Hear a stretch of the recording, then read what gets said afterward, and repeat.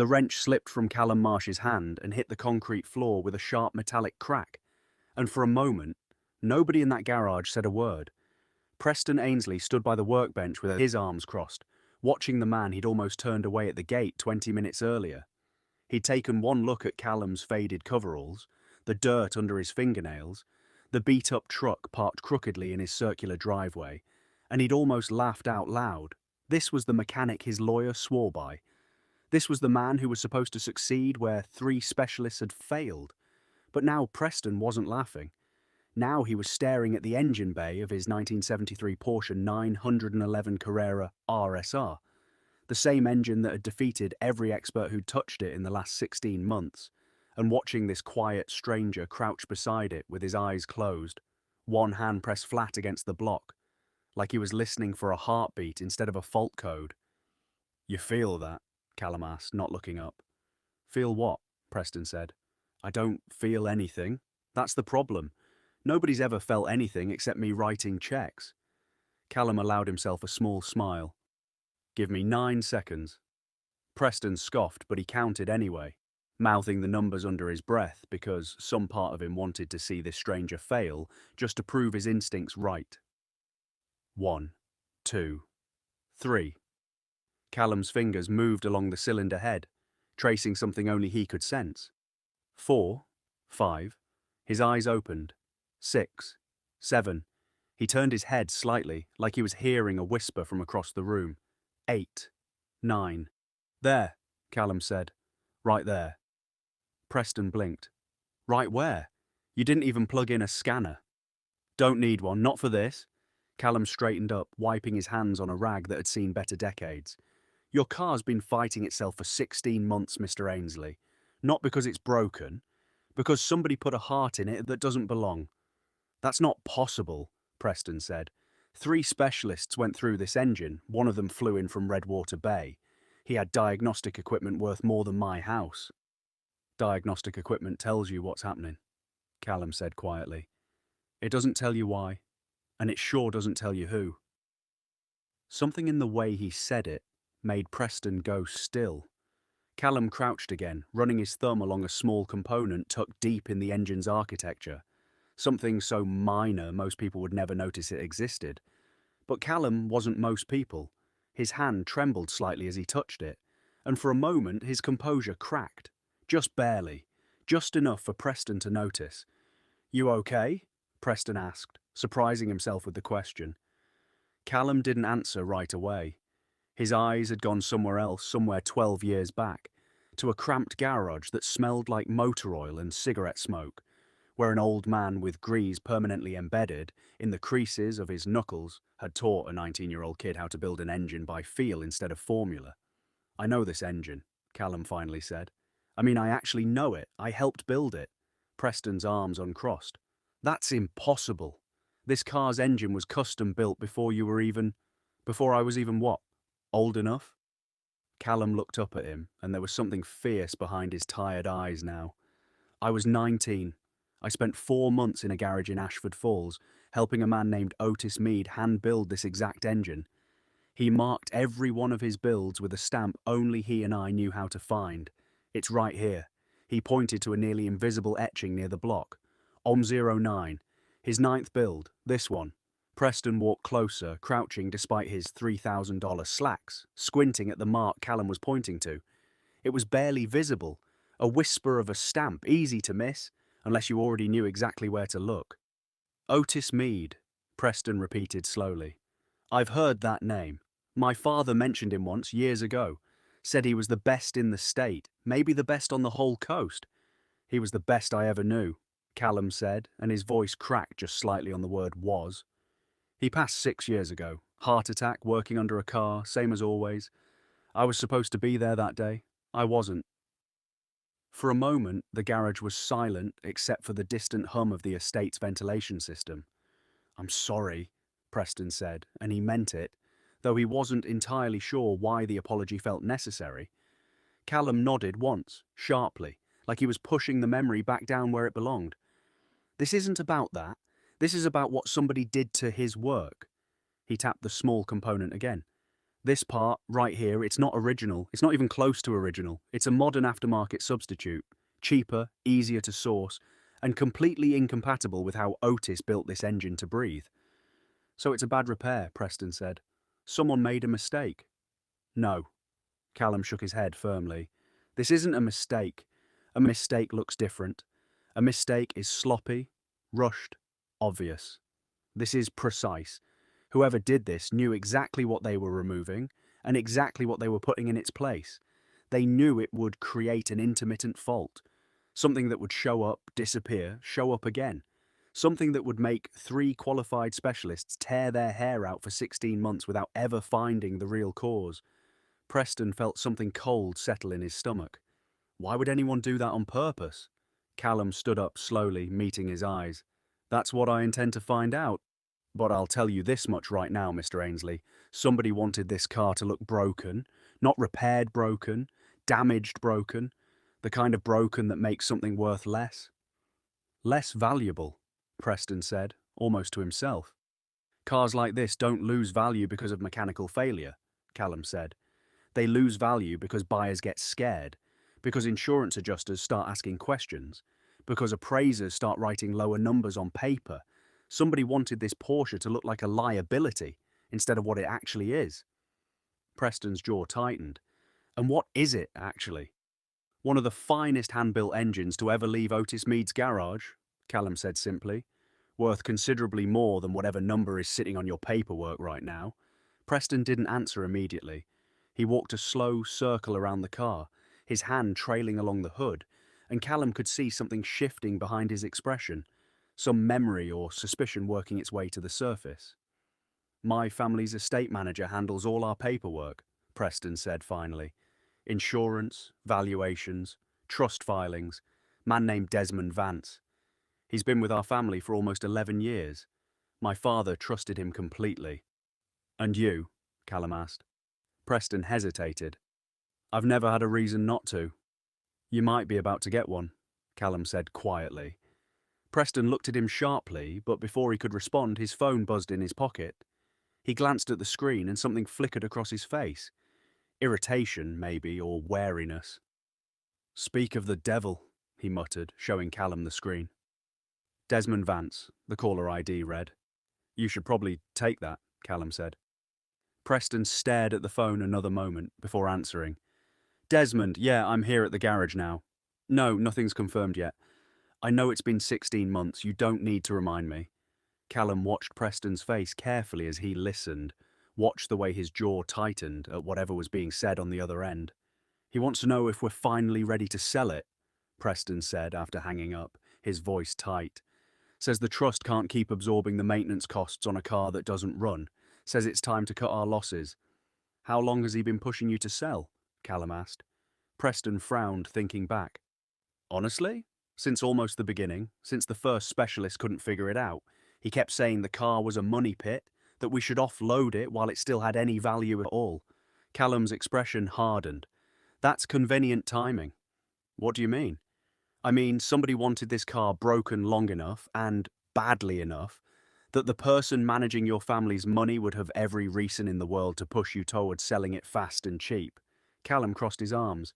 And I'd bet good money that whoever bought it would have gotten themselves quite a bargain. Preston's face went pale.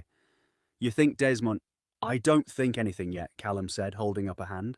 I don't deal in guesses, Mr. Ainsley. I deal in what the work tells me. And right now the work is telling me somebody with detailed knowledge of this engine, and a reason to want it devalued, made a very deliberate choice. He paused. I need to see your trust's valuation records. Everything filed on this car in the last 2 years. Preston hesitated, glancing toward the house, toward wherever those records were kept, toward the 11 years of trust he'd placed in a man he'd never once questioned.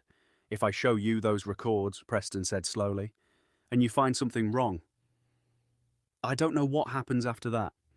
What happens, Callum said, is the truth comes out. That's all I can promise you. But I'll tell you something my mentor used to say back when I was young enough to still need reminding of it every single day. He looked down at the engine, at the small stamp only 2 people alive had ever known to look for. The work tells the truth, every single time. Doesn't matter how good the lie is on paper, the work always tells the truth.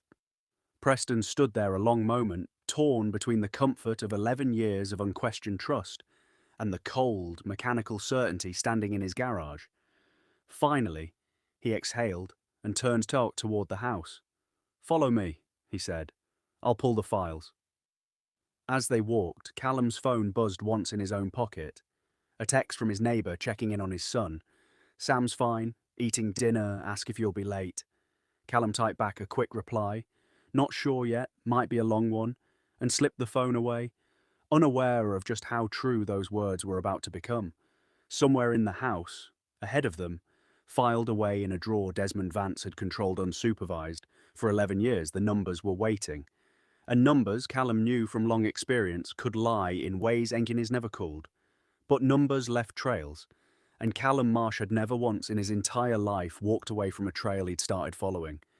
If you're enjoying this story so far, take a second to hit that subscribe button and drop a comment, letting me know where you're watching from. It genuinely helps this channel grow.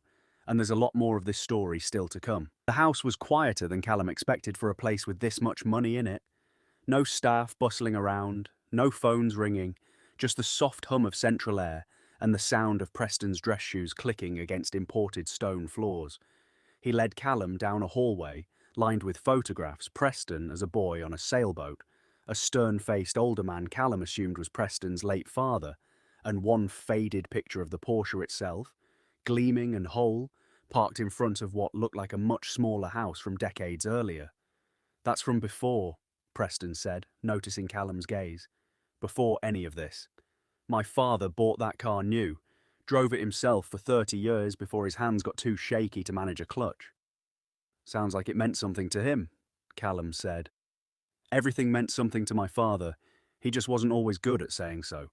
Preston pushed open a door into a small office lined with filing cabinets, a stark contrast to the rest of the house's polished excess. "This is where Desmond keeps the physical records. Digital copies exist too, but he always insisted on paper backups. Said digital systems could be compromised." Callum's eyebrows rose slightly.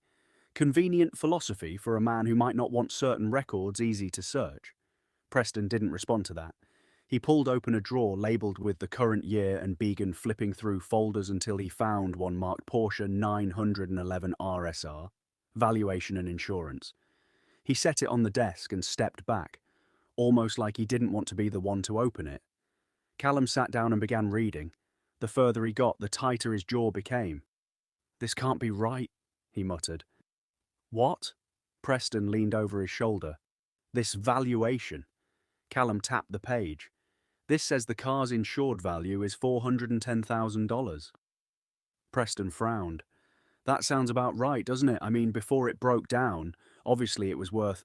Mr. Ainsley, this car, in the condition it should be in, properly maintained, engine-matching numbers, hand-built by Otis Mead, is worth somewhere close to $2.3 million, maybe more, depending on the buyer." Callum turned the folder toward him. "Somebody filed paperwork valuing this car at less than a fifth of what it's actually worth." Preston's face drained of colour. "That's not possible. Desmond handles every appraisal personally. He's meticulous. He would never what? Make an honest mistake nearly $2 million in size?" Callum's voice was calm, but there was steel underneath it now. "This isn't a rounding error. This is deliberate. Somebody wanted this car to look like it was worth almost nothing on paper." Preston sank into the chair across from the desk, staring at the folder like it might rearrange itself into something less damning. Why would he do that? What would he even gain from it? "That's the question, isn't it?" Callum said quietly. He flipped further through the file, his eyes scanning line after line of dense financial language, until he stopped on a page near the back. "Here, look at this." Preston leaned in again. It was an internal trust memo, dated 8 months earlier, recommending the sale of the Porsche to a private buyer at the undervalued price, citing ongoing mechanical unreliability and diminishing utility as a trust asset. 8 months ago, Callum said. That's 4 months into the 16-month vault. Somebody was already building a paper trail to justify selling this car for a fraction of what it's worth, and they were doing it while the car was still supposedly under repair. "Who's the buyer listed?" Preston asked, his voice barely above a whisper now. Callum scanned the page. "No buyer named yet.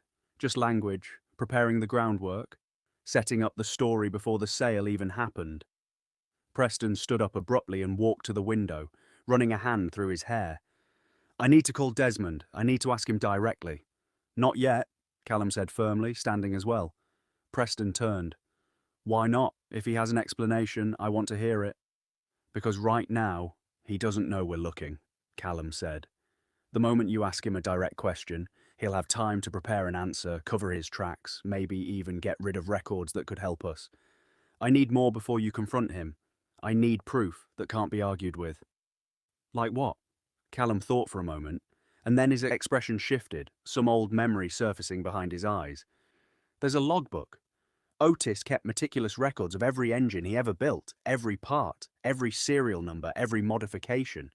If that logbook still exists, it'll show exactly what this engine looked like when it left his hands. It'll prove, beyond any argument, that the part currently in this engine isn't original. Do you know where it is? I might, Callum said slowly. His widow, Ruth, still lives out past Ashford Falls. If anyone kept his records after he passed, it would be her. Preston hesitated, then nodded. Go. Whatever you need, take my truck if yours won't make it. Take money for gas, whatever you need, just find it, please. Callum was already moving toward the door when Preston's phone buzzed again. This time, Preston's face changed as he read the screen, and Callum paused, watching him. It's Desmond again, Preston said, his voice tight. He wants to come by tomorrow. Says he has concerns about the direction the repair is going. Says he wants to meet the mechanic personally. Callum felt something settle heavily in his chest. He knows I found something. How could he possibly know that already? I don't know, Callum admitted. But men like that don't get nervous over nothing. Something's already made him uneasy. He looked directly at Preston. Whatever he says to you tomorrow, don't mention the logbook. Don't mention Ashford Falls. Don't mention anything about what we found in these files tonight. Let him think we're still stuck. Preston nodded slowly, though his hands were visibly unsteady now. This is my father's car, Callum. It's the only thing of his I still have that he actually loved. If Desmond's been stealing from us, from this family, for who knows how long... We'll find out, Callum said. But we do it carefully. People who are willing to falsify records for millions of dollars don't usually give up easy. The drive to Ashford Falls took just over 2 hours. Most of it in silence except for the low hum of the radio. Callum kept tuned to nothing in particular, just background noise to keep his mind from spiralling too far into memory. He hadn't seen Ruth Meade in almost 3 years, not since Otis's funeral, when he'd stood beside her graveside with his own grief lodged so deep in his chest, he could barely speak the eulogy he'd written. Her house looked exactly the same as he remembered, small, well kept, a single garage bay attached to the side where Otis had spent 40 years of his life, with his hands buried in other people's engines. Ruth answered the door before Callum even knocked, like she'd been watching the driveway. Callum Marsh, she said, and her weathered face broke into something between a smile and tears. I wondered when you'd finally come around again. I'm sorry, Ruth. I should have visited sooner. You're here now. She stepped aside to let him in. Something tells me this isn't a social call, though, not at this hour, with that look on your face. Callum explained everything as quickly as he could. The Porsche, the 16 months of failure, the swapped part, the undervalued trust paperwork. Ruth listened without interrupting, her hands folded tightly in her lap, her eyes growing more distant the longer he spoke. Like the story was pulling her backward through time to her husband's workbench. 09, she said quietly when he finished. I remember that build. Otis was so proud of that engine, said it was some of the finest work of his whole career, talked about it for months afterward. Ruth, I need his logbook, the one where he recorded every build, if it still exists. It exists, she said, standing slowly. I could never bring myself to get rid of anything of his. It's all still in the garage, exactly where he left it. She led him through the side door into the garage, and Callum felt his chest tighten the moment he stepped inside. It smelled the same, motor oil and old rubber and the particular metallic scent of a lifetime spent working with engines. Tools still hung on the pegboard exactly where Otis had left them. A half-finished project sat under a tarp in the corner, frozen in time for 6 years. Ruth walked to a shelf near the back and pulled down a thick, worn binder, its cover cracked and faded, the leather soft from decades of handling. She held it against her chest for a long moment before offering it to Callum. He'd want you to have this, she said. He always said you were the only apprentice who ever really understood what he was trying to teach. Not just the mechanics of it, the meaning of it. Callum's hands trembled slightly as he took the binder, feeling the weight of it, the years of it. He opened it carefully, flipping through pages of Otis's cramped, careful handwriting until he found the entry marked OM9, dated 12 years earlier. Every part was listed, every serial number, every modification, hand-notated in the margins with Otis's particular brand of technical precision. And there, halfway down the page, was the exact component that Callum had found replaced in Preston's garage, original, specified, irreplaceable by anything else without compromising the entire engine's design. "This is it," Callum whispered. "This proves everything."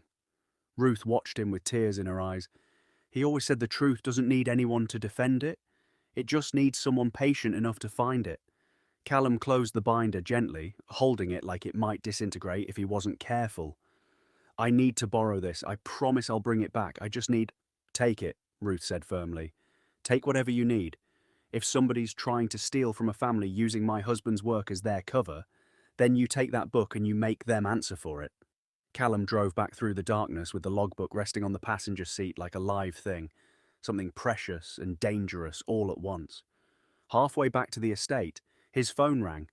Preston's name lit up the screen. "Callum?" Preston said the moment he picked up, his voice strained in a way Callum hadn't heard before. "Desmond's here. He came early. He's saying things I don't—" There was a pause, muffled voices in the background. "He's saying he wants to talk to you directly. Tonight. He says it's urgent." Callum's grip tightened on the steering wheel. "Preston, listen to me carefully. Don't let him near those files. Don't confirm anything. I'm 20 minutes out." "Callum, he's not asking anymore," Preston said, his voice dropping lower, tighter. "He's telling me. He says if this mechanic doesn't back off, there are going to be consequences neither of us are going to like." The line went quiet for a moment, and Callum felt something cold settle into his stomach, a feeling he recognized from years of learning to trust his instincts over easy explanations. "Consequences for who?" Callum asked, though some part of him already feared he knew the answer. There was a long pause before Preston spoke again, his voice barely above a whisper. "He didn't say, but Callum, he asked for your address. If this story has you on the edge of your seat, make sure to like this video and subscribe to the channel.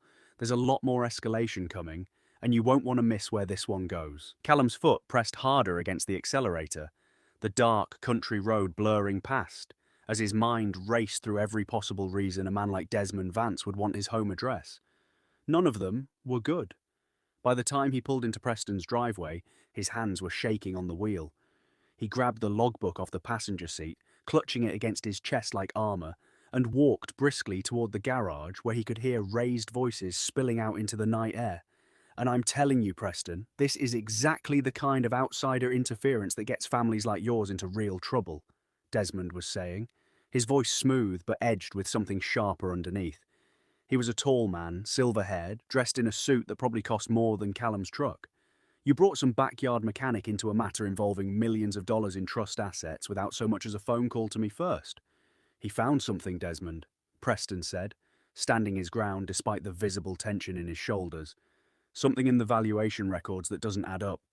Records I've managed faithfully for 11 years, Desmond snapped. "Records your own father trusted me with until the day he died. And now some stranger walks in off the street and you're questioning 11 years of loyal service based on what exactly?" That was when Callum stepped through the doorway. Desmond's eyes locked onto him immediately, and for just a fraction of a second something flickered across his composed expression. Recognition, maybe, or calculation. Then it was gone, replaced by a practiced, professional smile that didn't reach his eyes. "Ah, the mechanic," Desmond said, extending a hand Callum didn't take. "I've heard quite a lot about you tonight." "Funny," Callum said evenly. "I've heard quite a lot about you too." The smile tightened. "Preston tells me you've made some rather serious claims about the trust's paperwork." "I haven't made any claims," Callum said. "I've made observations. There's a difference. The work tells me what happened to this engine. The records tell me what somebody wanted people to believe happened to it. Those two stories don't match." Desmond's jaw flexed, just barely. You understand you're a mechanic, correct?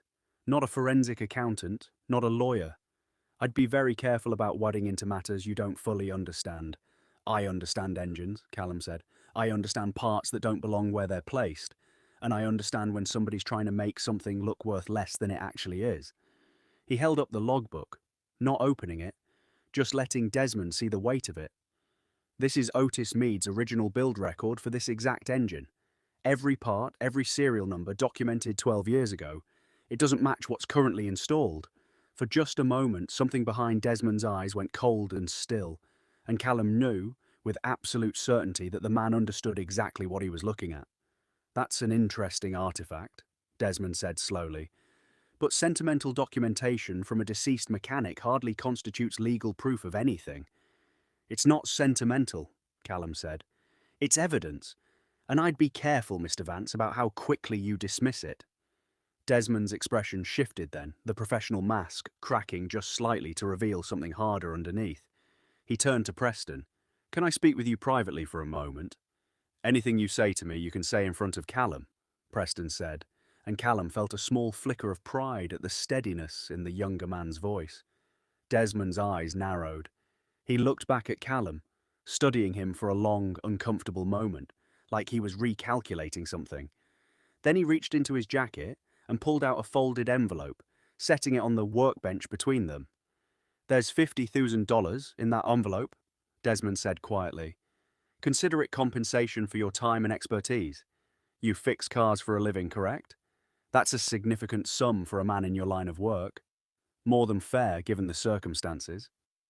Callum stared at the envelope, then back up at Desmond. You're offering me money to stop looking. I'm offering you money to remember your place, Desmond said, his voice dropping lower, losing its polish entirely now. This is a family matter.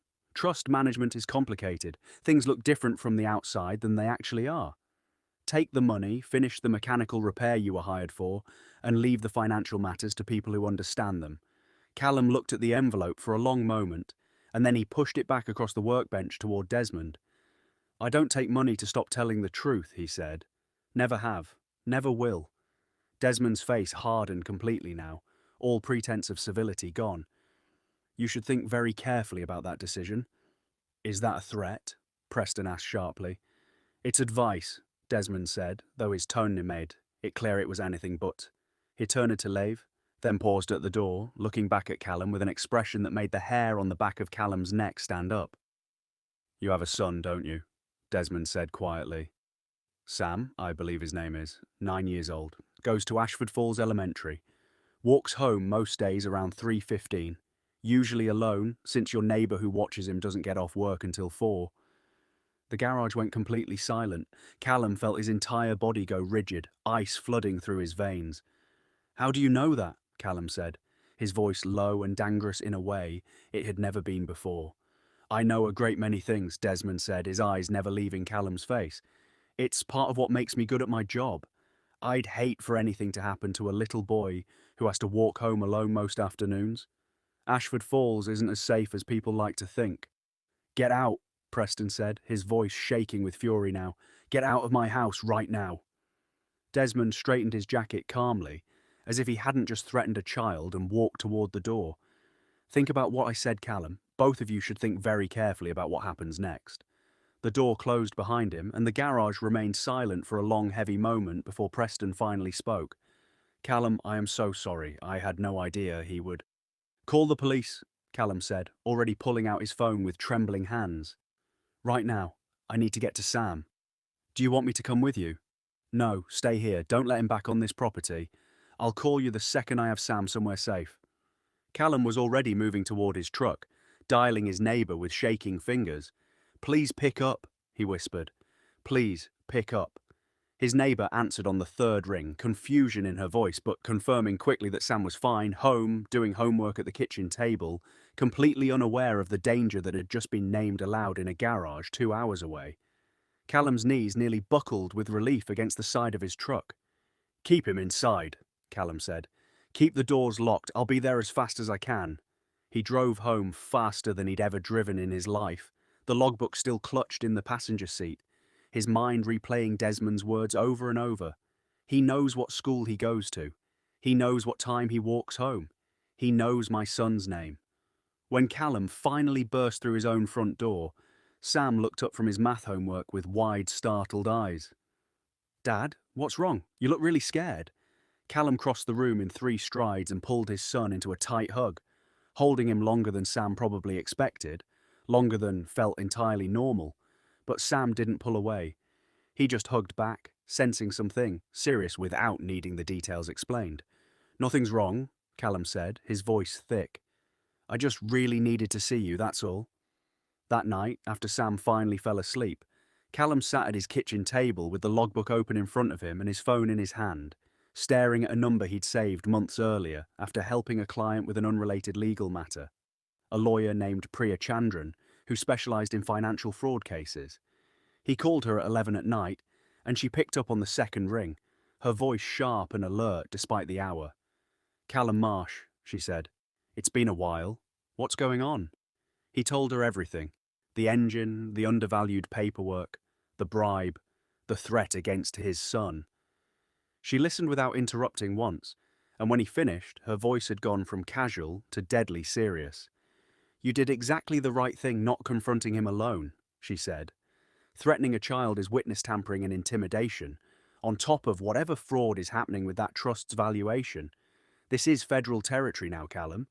I need you to send me everything you have, the logbook, the trust records, anything Preston can access. And I need you to document that threat exactly as it happened, word for word, while it's still fresh." "What happens now?" Callum asked. "Now," Priya said, "we make sure Desmond Vance understands that threatening a 9-year-old boy was the worst mistake of his life." Over the following days, everything moved faster than Callum could have imagined. Priya brought in a forensic accountant who dug through years of trust filings and found a pattern stretching back nearly 4 years. Small, deliberate undervaluations on multiple estate assets, not just the Porsche, each one timed suspiciously close to private sales that funneled money through accounts Desmond controlled. Federal investigators got involved once the witness tampering allegation was confirmed, treating the threat against Sam with the seriousness it deserved. Callum installed cameras around his house that week, and for the first time in years he found himself walking Sam to school personally, every single morning, waiting outside the gates until the boy was safely inside, watching every car that slowed down on the street a little too long. 2 weeks after the threat, investigators arrived at Desmond Vance's office with a warrant. Callum wasn't there to see it happen, but Preston called him the moment he heard, his voice a mixture of relief and something like grief for the 11 years of trust that had turned out to be built on rot. "They got him," Preston said. "They actually got him." Callum closed his eyes, feeling something in his chest finally loosen after weeks of held tension. "It's not over yet," he said quietly, "but it's a start. If this story is keeping you hooked, make sure you're subscribed so you don't miss what happens next, and drop a comment telling me who you think deserves justice more, Callum or his son.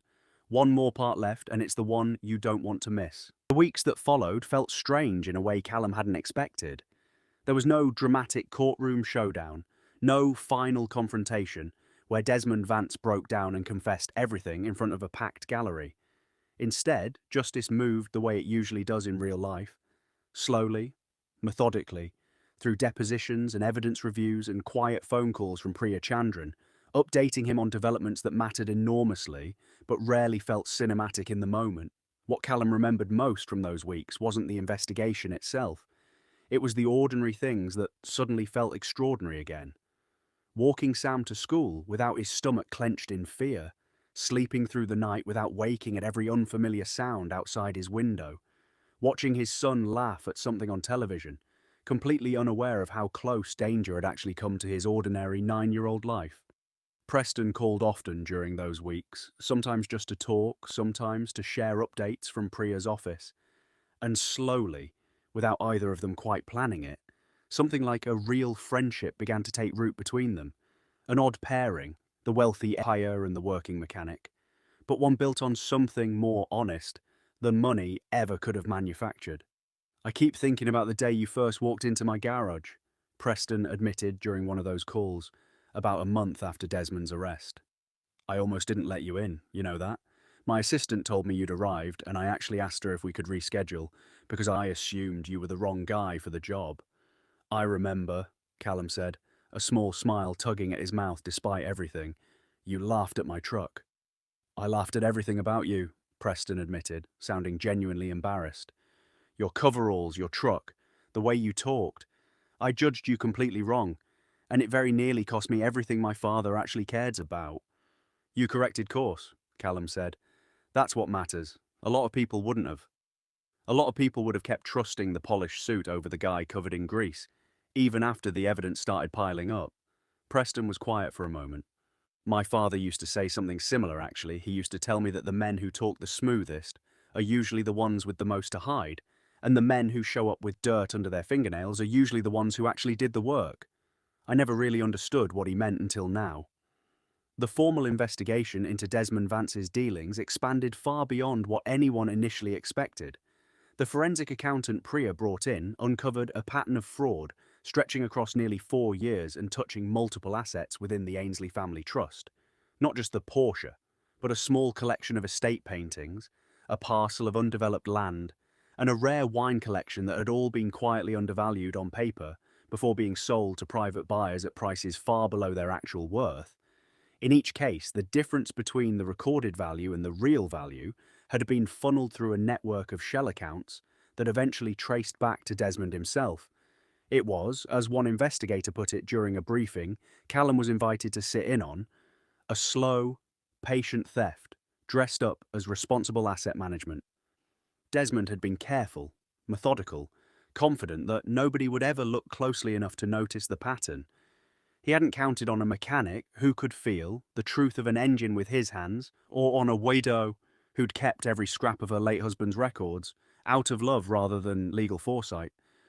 The trial itself, when it finally came that summer, was almost anticlimactic in its brevity. Facing overwhelming evidence, the forensic accounting, the mismatch valuations, Otis Mead's original logbook, and Priya's documentation of the threat against Sam, Desmond's legal team advised him to accept a plea deal rather than risk a jury trial. He pleaded guilty to wire fraud and witness tampering in a federal courtroom that smelled faintly of old wood polish and nervous sweat, standing before a judge who read the charges in a flat, unemotional voice that somehow made the weight of everything feel even heavier. Callum sat in the gallery that day beside Preston, watching the man who had once threatened his son stand small and diminished in an orange jumpsuit, all his polish and confidence stripped away by handcuffs and fluorescent lighting. He'd expected to feel triumphant. Instead, he mostly just felt tired and grateful and ready for it to finally be over. Wire fraud carries up to 20 years, Priya explained to them afterward, standing outside the courthouse in the summer heat. Witness tampering, particularly involving a minor, adds significant additional time.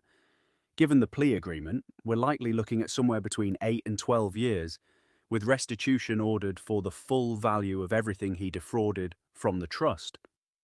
8 to 12 years, Preston repeated quietly.